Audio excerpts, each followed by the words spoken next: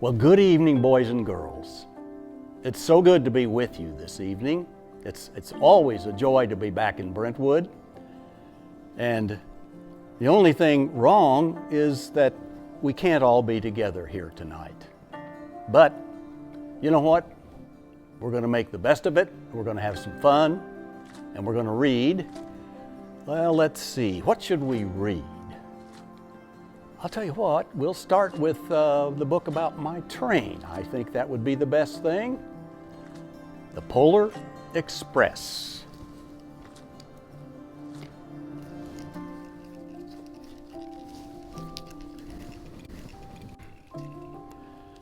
This is our book. This is a picture of our train, the Polar Express. And it was my train. I didn't own it, but I was the conductor on the Polar Express. On Christmas Eve, many years ago, I lay quietly in my bed. I did not rustle the sheets. I breathed slowly and silently. I was listening for a sound a friend had told me I'd never hear: the ringing bells of Santa's sleigh. There is no Santa, a friend had told me, but I knew he was wrong. Late that night, I did hear sounds, though not of ringing bells. From outside came the sounds of hissing steam and squeaking metal. I looked through my window and saw a train standing perfectly still in front of my house. It was wrapped in an apron of steam. Snowflakes fell lightly around it. A conductor, that was me, stood at the door of one of the cars. He took a large pocket watch from his vest. Then he looked up at my window. I put on my slippers and robe. I tiptoed downstairs and out the door. "All aboard!" the conductor cried out. I ran up to him. "Well," he said, "are you coming?" "Well, where?" I asked. "Why, to the North Pole, of course," was the answer. "This is the Polar Express." I took his outstretched hand, and he pulled me aboard. The train was filled with other children, all in their pajamas and nightgowns. We sang Christmas carols and ate candies with nougat centers as white as snow. We drank hot cocoa as rich and thick as melted chocolate bars. Outside, the lights of towns and villages flickered in the distance as the Polar Express raced northward. Soon, there were no more lights to be seen. We traveled through cold, dark forests where lean wolves roamed and white-tailed rabbits hid from our train as it thundered through the quiet wilderness. We climbed mountains so high it seemed as if we would scrape the moon, but the Polar Express never slowed down. Faster and faster we ran along, rolling over peaks and through valleys like a car on a roller coaster. The mountains turned into hills, the hills to snow-covered plains. We crossed a barren desert of ice, the great polar ice cap. Lights appeared in the distance. They looked like the lights of a strange ocean liner sailing on a frozen sea. "There," said the conductor, "is the North Pole." The North Pole. It was a huge city standing alone at the top of the world, filled with factories where every Christmas toy was made. At first, we saw no elves. "They're gathering at the center of the city," the conductor told us. "That is where Santa will give the first gift of Christmas." "Well, who receives the first gift?" we all asked. The conductor answered, "He will choose one of you." "Look," shouted the children, "the elves!" Outside we saw hundreds of elves. As our train drew closer to the center of the North Pole, we slowed to a crawl, so crowded were the streets with Santa's helpers. When the Polar Express could go no farther, we stopped and the conductor went outside. We pressed through the crowd to the edge of a large open circle. In front of us stood Santa's sleigh. The reindeer were excited. They pranced and paced, ringing the silver sleigh bells that hung from their harnesses. It was a magical sound like nothing I'd ever heard. Across the circle, the elves moved apart and Santa Claus appeared. The elves cheered wildly. He marched over to us and pointing to me said, "Let's have this fellow here." He jumped into his sleigh. The conductor handed me up. I sat on Santa's knee and he asked, "Now, what would you like for Christmas?" I knew I could have any gift I could imagine. But the thing I wanted most for Christmas was not inside Santa's giant bag. What I wanted more than anything was one silver bell from Santa's sleigh. When I asked, Santa smiled. Then he gave me a hug and told an elf to cut a bell from a reindeer's harness. The elf tossed it up to Santa. He stood, holding the bell high above him, and called out, "The first gift of Christmas." A clock struck midnight as the elves roared their approval. Santa handed the bell to me and I put it in my bathrobe pocket. The conductor helped me down from the sleigh. Santa shouted out the reindeers' names and cracked his whip. His team charged forward and climbed into the air. Santa circled once above us and disappeared into the cold, dark polar sky. As soon as we were back inside the Polar Express, the other children asked to see the bell. I reached into my pocket, but the only thing I felt was a hole. I had lost the silver bell from Santa's sleigh. "Well, let's hurry outside and look for it," one of the children said. But the train gave a sudden lurch and we started moving. We were on our way home. It broke my heart to lose the bell. When the train reached my house, I sadly left the other children. I stood at my doorway and waved goodbye. The conductor said something from the moving train, but I couldn't hear him. "What?" I yelled out. He cupped his hands around his mouth. "Merry Christmas," he shouted.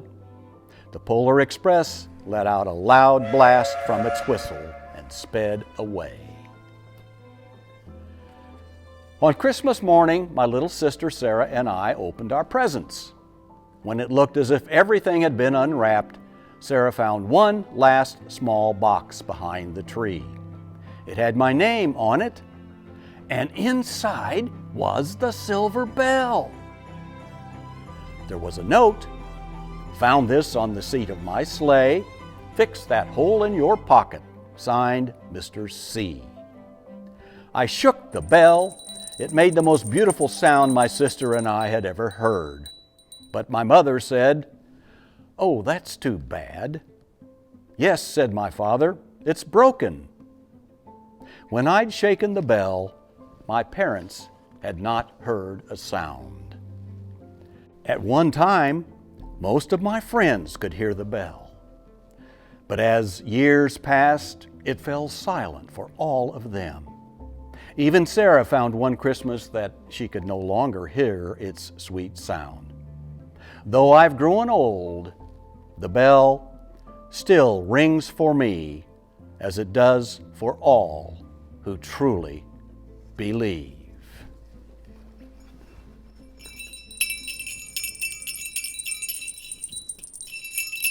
Isn't that a wonderful book, The Polar Express? Well, boys and girls, I think we've got some more time, so let's see if we can find another book. I've got one that we've read before, a couple years back, but I think you'll enjoy it. It's entitled, A Creature Was Stirring.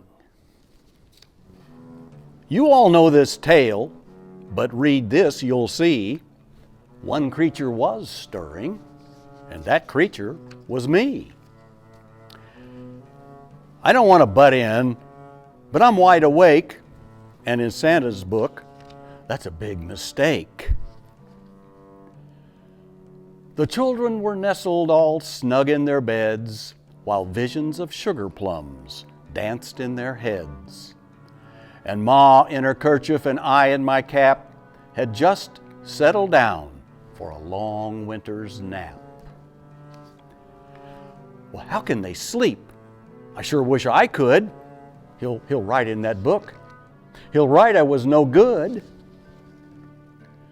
When out on the lawn there arose such a clatter, I sprang from my bed to see what was the matter.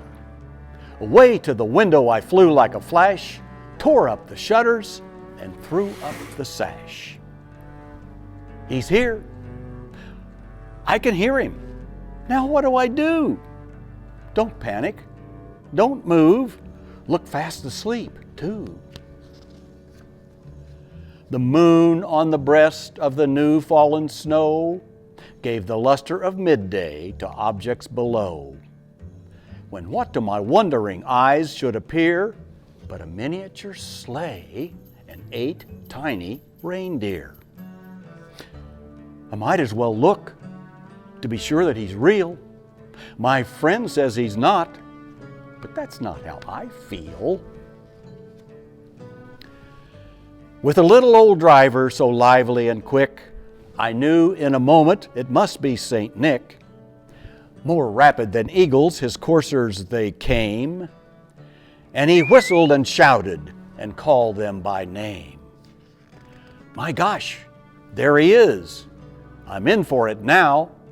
I've been naughty twice, and to looks, not allowed. Now Dasher, now Dancer, now Prancer and Vixen, on Comet, on Cupid, on Donner and Blitzen. To the top of the porch, to the top of the wall, now dash away, dash away, dash away all. They're coming up now. They're moving this way. St. Nicholas, toys, reindeer and sleigh.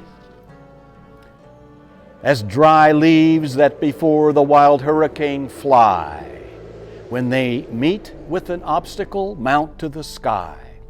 So up to the housetop the coursers they flew, with the sleigh full of toys and St. Nicholas too. Okay, try to calm down. Climb back in bed. Don't look like you're breathing. Pretend that you're dead. And then in a twinkling I heard on the roof the prancing and pawing of each little hoof. As I drew in my head and was turning around, down the chimney St. Nicholas came with a bound. He's landed above. His sleigh's just outside. Wow, look at that thing. Oh man, what a ride. He was dressed all in fur from his head to his foot, and his clothes were all tarnished with ashes and soot. A bundle of toys he had flung on his back, and he looked like a peddler just opening his pack. That sleigh is still moving, if I'm not mistaken. Didn't he put the sleigh parking brake on? His eyes, how they twinkled, his dimples, how merry. His cheeks were like roses, his nose like a cherry. His droll little mouth was drawn up like a bow, and the beard of his chin was as white as the snow. Oh, what was that rhyme, that command they all knew? He shouted it once, and this thing really flew. The stump of a pipe he held tight in his teeth, and the smoke, it encircled his head like a wreath. He had a broad face and a little round belly that shook when he laughed like a bowl full of jelly. Come on, Dasher. Come on, do something, Cupid. That's it, dash away. Gosh, I feel sort of stupid. He was chubby and plump, a right jolly old elf, and I laughed when I saw him in spite of myself. A wink of his eye and a twist of his head soon gave me to know I had nothing to dread. Okay, easy does it. Just put her down nice. If he catches me now, he writes naughty thrice. He spoke not a word, but went straight to his work and filled all the stockings, then turned with a jerk, and laying his finger aside of his nose and giving a nod, up the chimney he rose. Quick, back inside. Now, reindeer, you stay. That thing's safely parked. Let's keep it that way.